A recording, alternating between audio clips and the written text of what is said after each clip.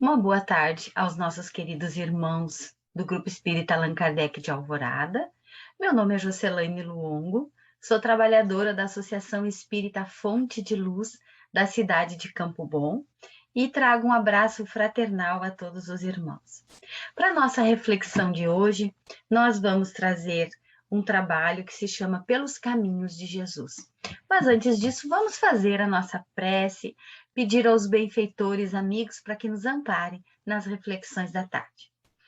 Então, nós vamos, neste momento, elevar o nosso pensamento e rogar a assistência dos amigos espirituais, para que nós possamos, neste momento, Senhor, trazer aos nossos queridos irmãos reflexões que possam a cada um tocar seu coração, compreendermos a nossa jornada terrena, compreendermos, Senhor, por que estamos na Terra e o quanto é maravilhoso estarmos neste momento na Terra com as luzes da doutrina espírita, que é o nosso Cristo redivivo na Terra. Gratidão por este momento e que as nossas reflexões possam auxiliar a todos que neste momento se encontram conosco. Gratidão e que a paz do Divino Mestre esteja com todos nós, hoje e sempre. Que assim seja. Queridos irmãos, com muita alegria, como dizemos anteriormente, que nós vamos trazer algumas reflexões. Pelos caminhos de Jesus. Amélia Rodrigues tem um livro intitulado com este nome, Pelos Caminhos de Jesus. Pela psicografia de Divaldo Pereira Franco, ela traz uma reflexão no seu prefácio, onde nós vamos trazer algumas pequenas frases deste prefácio que nos faz neste momento trazermos a introdução deste trabalho que nós gostaríamos de compartilhar com os irmãos. Pelos caminhos de Jesus. Os lidadores do bem seguem os caminhos da esperança e se iluminam. Os servidores da caridade movimentam-se nas trilhas do sacrifício e chegam aos portos da paz. Os apóstolos do amor elegem os roteiros da ação dignificante e repousam nos climas de ventura que alcançam. Ninguém que siga pelos caminhos de Jesus deixará de alcançar a meta que persegue, a felicidade integral. Então, com estas lindas palavras de Amélia Rodrigues, no seu livro Pelos Caminhos de Jesus, nós gostaríamos de iniciar as nossas reflexões desta tarde. Hoje, nós vamos refletir sobre um personagem que esteve com Jesus à sua época. E nós queremos trazer nesta reflexão de hoje o quanto é importante nós compreendermos a mensagem de Jesus. O quanto é importante ouvirmos, compreendermos, sentirmos e assim caminharmos com Jesus. E nós vamos trazer nessa perspectiva de caminhar com Jesus o personagem que todos nós conhecemos, narrado por Lucas, onde nós temos o Zaqueu. E Amélia Rodrigues, no livro Primícias do Reino, ela vai nos contar e vai nos falar, nos trazendo aquela passagem do encontro de Jesus com Zaqueu. E Amélia Rodrigues vai nos trazer a situação que se encontrava Zaqueu, aquela época onde ele então encontrou Jesus. E ela vai nos dizer que Zaqueu, ele era um cobrador de impostos, ele era o chefe dos cobradores de impostos e que ele havia ganho essa titulação, este trabalho, poderíamos dizer, de forma legal, em asta pública, conforme a legislação daquela época. Mas Zaqueu, ele era um homem que residia num suntuoso palácio. Ele tinha moedas, seu lar, o seu palacete, era enfeitado de muitas obras de artes, mas em seu coração havia um vazio. E Zaqueu era um homem de índole afável, que tentava se aproximar das pessoas, mas por ser um cobrador de impostos, era alguém que escutava ameaças, era alguém que as pessoas não queriam se aproximar e ao qual ele não tinha amigos. Nós vamos perceber que naquela época em que ele ouve falar de Jesus, ele então tinha este vazio existencial. Só que o que acontece? Ele ouve falar do Mestre.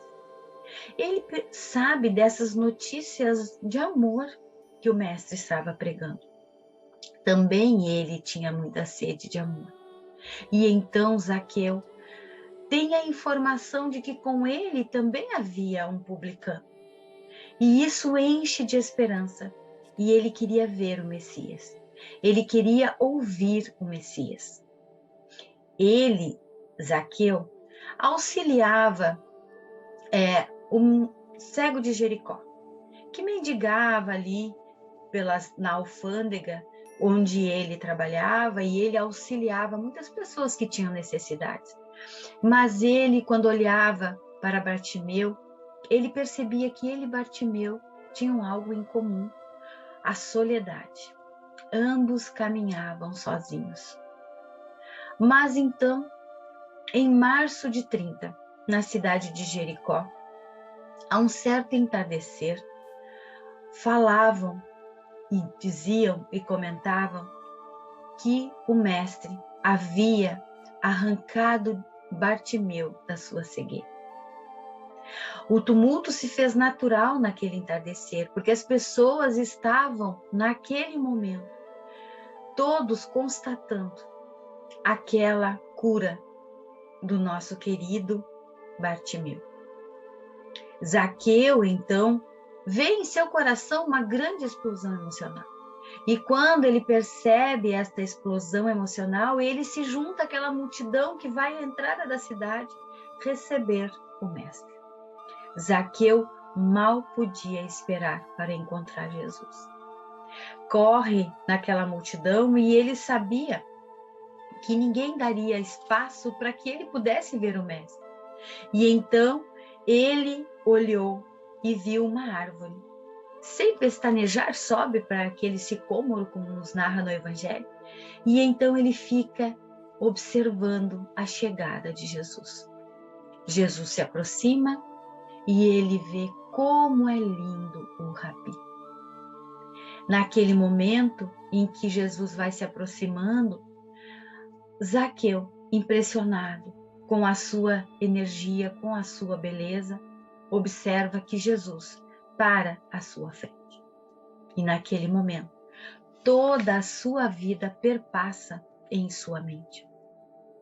Zaqueu observa que o Mestre para e o olha, e então ele diz: desces depressa, Zaqueu, porque hoje me convém pousar na tua casa. Zaqueu, como diz Amélia Rodrigues, escorregou por aquela árvore, transfigurado de emoção, a sós, esquecido de que estava em uma multidão, como se flutuasse no ar, e então, emocionado, desejou sorrir, falar, conversar, mas não podia fazer nem dizer nada. Quando sai daquele torpor em que ele se encontra, ele corre em direção ao seu lar. Prepara ele, sua esposa e seus filhos, preparam-se para hospedar o Mestre. E então, emocionado, Zaqueu o aguarda. Não se sente no íntimo ainda digno de hospedá-lo, mas tudo faria para receber esta honra. Jesus, então, quando chega ao seu lar, ele olha para Jesus e diz: Senhor, eis que dou aos pobres metade dos meus bens, e se em alguma coisa tenho defraudado alguém, restituo quadruplicado. Entra na minha casa. E então Jesus entra na sua casa. E nós vamos perceber que Zaqueu, naquela noite, se fez juiz e acusador de si próprio e vai então modificar a sua vida. Mas as nossas notícias de Zaqueu param por aí. Sendo que vamos encontrar no livro Ressurreição e Vida, com a psicografia de Ivone do Amaral Pereira, um capítulo chamado Reino de Deus, onde Léo Tolstói, que é o espírito que traz histórias de amor, histórias de pessoas aos quais vale a pena nós lermos este livro, Ressurreição e Vida, vai nos trazer alguns momentos de Zaqueu após este encontro com Jesus. E nós ficamos muito felizes ao encontrar, porque Zaqueu havia encontrado Jesus, mas nós não sabíamos o que ele tinha feito a partir daquele momento. E Léo Tolstói vai encontrar Zaqueu na espiritualidade e nos traz esses relatos, porque nós precisamos de alguma forma entender todos aqueles que compreendem Jesus. O que acontece com eles depois? Porque nós precisamos destes exemplos para nos fortalecermos e andarmos pelos caminhos de Jesus. E então vai nos narrar Ivone do Amaral Pereira, através de Léo Tolstói, que se encontra na espiritualidade, pensativo a observar a vida, e ele então encontra em determinado momento Zaqueu. Zaqueu está ali sentado com algumas pessoas conversando e ele diz, mas será aquele que teve contato com Jesus? E Léo Tolstói então se aproxima e senta-se naquela roda, a indiana, como eles dizem, e senta-se para ouvir o que Zaqueu comenta. E eis que então um membro daquele grupo diz, Zaqueu, nós retornaremos a qualquer momento para nova uma experiência terrena. Mestre Zaqueu, fala-nos de ti mesmo, dos tempos apostólicos, das pregações do Nazareno, expondo a boa nova que provavelmente ouviste.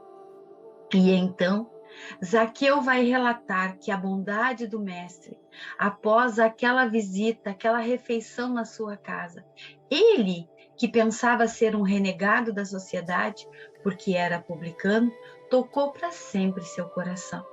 E a partir daquele dia, ele era um novo homem. Zaqueu vai narrar que segue ouvindo Jesus após aquele momento. Vai nos narrar o dia da crucificação e vai dizer que muito sofreu e chorou quando o mestre foi ao suplício da cruz. Ele não abandonou o mestre jamais. Esteve com ele ali todo aquele momento. Após o mestre ser crucificado, ele, Zaqueu, tentava seguir ouvindo o mestre. Então ele foi a Betânia para ouvir Lázaro, mas naquele lugar estava tudo tão triste. Vai nos dizer Zaqueu que visitou Pedro, esperando consolar sua alma e ouvir, mas também segue na sua caminhada, encontrando os irmãos Boanerges. Esperava ter um convite para estar ao lado deles, pregando a boa nova. Mas ele, Zaqueu, sentia-se com uma certa inferioridade por ser um publicano e então achava que não tinha o direito de falar do mestre. Se recolhe, mas sempre esperançoso de que tivesse em algum momento para que ele pudesse servir a Jesus. Neste meio tempo, Zaqueu fez o que prometeu a Jesus. Restituiu aos pobres tudo aquilo que ele havia dito. Ele também provera a sua família e então, a partir daquele momento, larga a sua profissão e vai atuar como professor, porque ele era um homem culto e ele conseguia falar e dar aula de matemática, falava bem o grego, então ele seguiu trabalhando para sustentar-se, mas nesta profissão, mas quando necessário fazia qualquer trabalho que lhe aparecesse. E então naquele dilema que ele se encontrava, apenas ouvindo as pregações de Jesus, indo de um lugar ao outro, trabalhando, se mantendo, ele ouve falar de Paulo. Ele ouve falar que Paulo havia se convertido, ele ouve falar que Paulo está pregando. E então ele vai a Jerusalém porque Paulo, ele conseguia conversar. Ele não tinha aquele receio de chegar perto de Paulo. E então ele procura Paulo. Foi recebido por ele com muito afeto e bondade em Jerusalém. E fez uma confissão de que não tivera coragem de fazer a ninguém.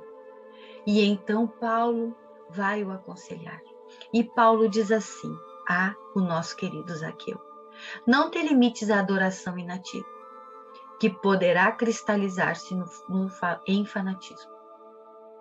Ele precisa, Jesus, de servos trabalhadores e enérgicos, ágeis para 1001 perversas, de boa vontade para a propaganda da verdade que nos trouxe.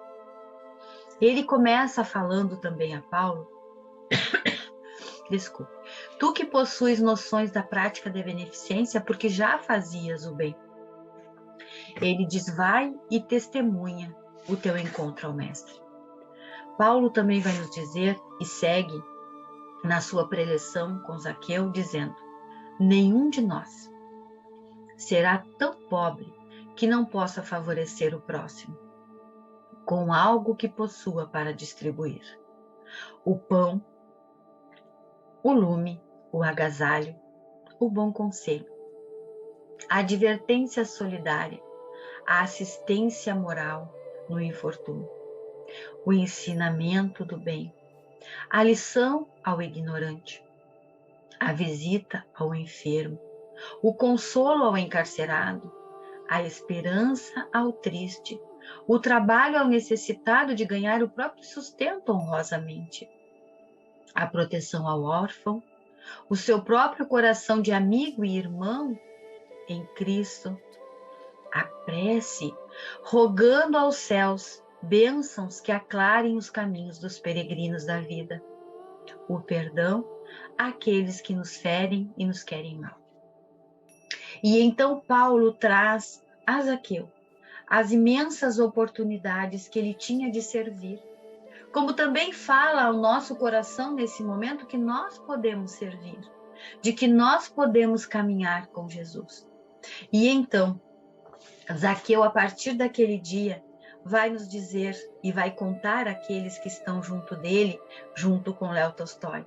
Em vez de ouvir falar do mestre, pus-me eu mesmo a falar dele e da sua doutrina, que teoricamente eu já conhecia bastante, dos seus atos, das maravilhas que operara por entre os doentes, os pecadores e os desgraçados, pois eu o conhecera, estava devidamente informado a seu respeito. E se não curei leprosos, estanquei a aflição de muitas lágrimas com exposições a respeito dele. Se não levantei paralíticos, pelo menos ergui a coragem da fé em muitos corações desanimados ante a incúria pelas coisas santas. Se não expulsei demônios, é certo que alijei o ateísmo, recuperando almas para o dever com Deus. E se não ressuscitei mortos, renovei esperanças na alma de muitas matronas desgostosas, com a indiferença dos próprios filhos na prática do bem. Revigorei a decisão de muitos pecadores que temiam procurar o bom caminho, porque envergonhados de se apresentarem a Deus pela oração, a fim de se renovarem para jornadas reabilitadoras. E assim, minha alma se alegrava em Cristo. Dilatavam-se os meus próprios propósitos de progresso. E eu sentia que dia a dia, quando orava, mais incendiam sobre minhas forças e novas bênçãos para mais se desdobrarem em operações objetivas, que tendiam a me fazer comungar com a vontade daquele ungênito dos céus, que um dia penetrou nos umbrais pecaminosos de minha casa para me levar à salvação. Então, a partir daquele dia, o nosso querido Zaqueu segue a sua caminhada, levando a palavra de Jesus aos corações. E pelos caminhos de Jesus, por este personagem que nós observamos, e que observamos que a partir daquele momento ele segue o Mestre, levando o amor, o consolo e o esclarecimento. E aqui, neste momento, nós queremos nos perguntar ao nosso coração: será que nós estamos indo pelos caminhos de Jesus? Porque nós vamos observar que muitos de nós ainda somos pessoas que estamos na multidão. Ouvimos Jesus, percebemos o alcance dos seus ensinamentos, da sua boa nova de alegria, como ele anunciava, mas estamos ainda na multidão, porque não conseguimos fazer algo diferente, não conseguimos fazer algo que nos compreendam e que nós possamos fazer de algo diferente. Continuamos nas massas, indo como os outros também vão, e aqueles que seguiam o Mestre, muitas vezes vamos às casas espíritas, aos templos religiosos, para aliviar nossas dores, o que é bom, o que é normal, mas nós não podemos ficar o resto da nossa existência física pensando apenas em nós mesmos. Entender o Cristo e a sua mensagem requer mudanças de todos nós, requer uma mudança de nível interno, requer de nós que as nossas mãos, a nossa mente, o nosso coração passe a trabalhar pelos caminhos de Jesus, a abrirmos caminhos para o amor na Terra. E quando nós encontramos e nós entendemos a lição de Jesus, nós passamos a ser seus discípulos. E discípulo é aquele que desperta, que busca entender, que busca as conquistas reais. Discípulo toma as rédeas da sua existência e passa a preparar-se para ser um apóstolo. Porque o apóstolo é aquele que vai nos dizer que já não sou eu mais quem vive, mas o Cristo que vive em mim. E aí nós vamos nos perguntar, será que como nós podemos ser discípulos de Jesus? Para sermos discípulos de Jesus é necessário que nós façamos o bem na Terra. É necessário que nós nos modifiquemos intimamente e passemos a ser alguém que faz algo pelo nosso próximo e por nós mesmos, que entende o mandamento, amar a Deus sobre todas as coisas e ao próximo como a si mesmo. E aqui nós vamos buscar uma questão do Livro dos Espíritos, que faz com que a gente repense a nossa postura de discípulo, que é a questão 643 do Livro dos Espíritos, onde Kardec pergunta aos nossos mentores, aos nossos mensageiros da doutrina espírita, coordenados pelo Espírito Verdade, que diz assim: haverá quem, pela sua posição, que não tenha possibilidade de fazer o bem? Se para sermos discípulos já entendemos que precisamos fazer o bem, haverá alguém impossibilitado de fazer o bem? E os Espíritos vão nos responder: não há quem não possa fazer o bem. Ponto. Mas eles nos dão as dicas, nos falam o que nós devemos fazer para estarmos neste caminho e o que nós devemos anular em nós e que nos tira do caminho de Jesus, nos faz nos apartarmos do caminho de Jesus. Então eles dizem assim: o egoísta nunca encontra ensejo de o praticar. Basta que se esteja em relação com outros homens, para que tenha ocasião de fazer o bem. E não há dia nesta existência que não se ofereça a quem não se ache cego pelo egoísmo oportunidade de praticar. Então é necessário entendermos que a vida de relação nos traz a oportunidade de fazermos o bem. E, portanto, não há nem um dia da nossa existência que não possamos fazer o bem. Mas, para isso, nós temos que eliminar em nós o quê? O egoísmo e o orgulho. E aí, nos dá uma dica, né? Hashtag fica a dica, que diz assim: porque fazer o bem não consiste para o homem em apenas ser caridoso, mas em ser útil na medida do possível, todas as vezes que o seu concurso venha a ser necessário.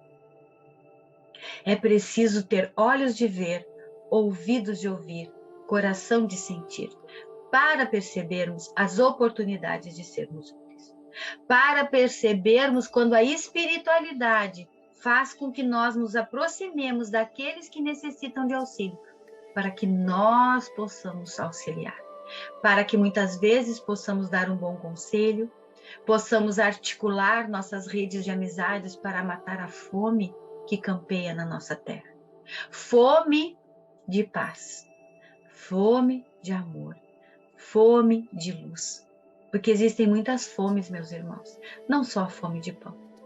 Então é necessário que para caminharmos com Jesus, irmos pelos seus caminhos, nós possamos fazer o bem. E não existe nenhum de nós impossibilitado de fazer o bem. Esta reflexão é fundamental para a nossa existência física, porque somos nesta existência consolados, esclarecidos, orientados e acolhidos por esta doutrina, que a todos nós conduz como um farol e que nos traz todo um potencial de entendimento da vida de forma diferente. E aí nós vamos ver, mas quem já cruzou este caminho? Quem são esses irmãos que podem nos trazer esses exemplos de luz? E aí nós vamos ter Francisco de Assis. Nós vamos ter Albert Schweitzer, o médico da humanidade. Nós vamos ter Madre Teresa de Calcutá. Bezerra de Menezes, a caridade no mundo. Irmã Dulce, esse anjo de bondade. Gandhi, o apóstolo da paz. Chico Xavier, o grande apóstolo da mediunidade. Divaldo Franco, o exemplo de fraternidade. Zilda Arnes, a pastora das crianças no mundo. Mas nós somos seres pequeninos, que não temos ainda esta perspectiva maior, mas nós temos no dia a dia a oportunidade de construirmos um mundo melhor, pelo menos no nosso entorno.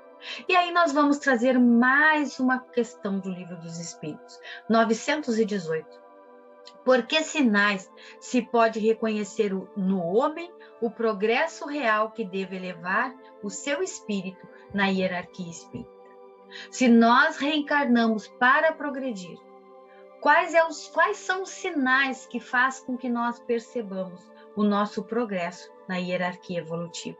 E eles vão dizer: o espírito prova a sua elevação quando todos os atos da sua vida corpórea constituem a prática da lei de Deus, e quando compreende por antecipação a vida espiritual.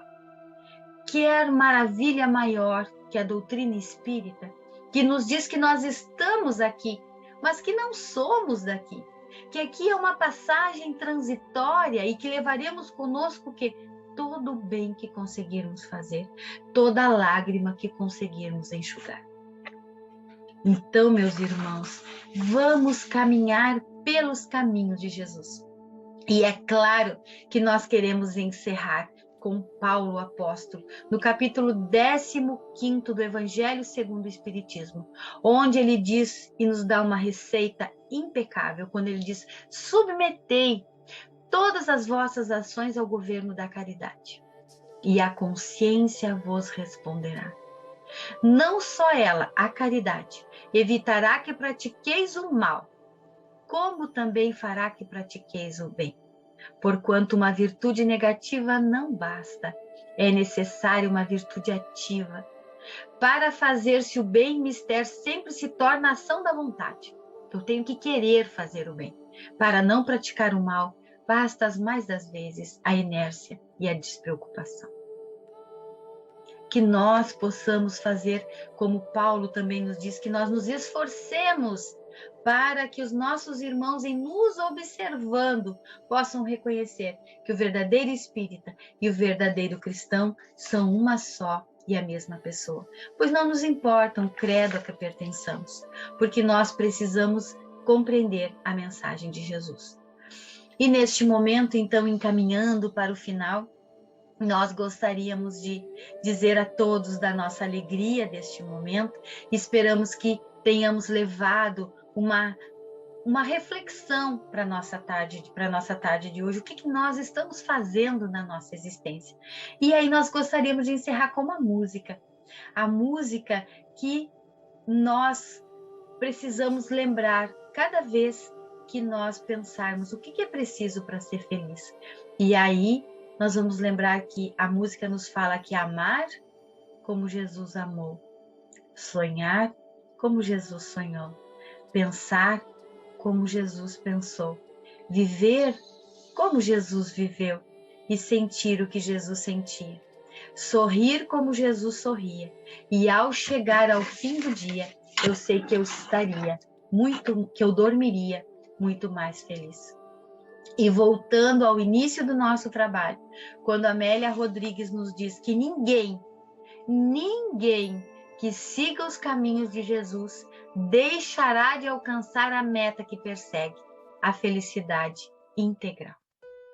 Então, meus queridos amigos, gratidão pela oportunidade da reflexão com vocês, que Jesus nos ampare, que possamos aproveitar esta existência física, agora iluminados por esta doutrina, que é o Cristo redivivo em nossos corações, e aprendermos cada vez mais a vivermos com Jesus, praticando o bem, nos autoconhecendo e aprendendo a ser feliz, compreendendo que estamos aqui, mas que não somos daqui, e que um dia retornaremos ao lar. Gratidão e que Jesus nos ampare a cada dia da nossa existência. Um abraço fraternal a todos os irmãos e que o Mestre Jesus nos ampare a todos.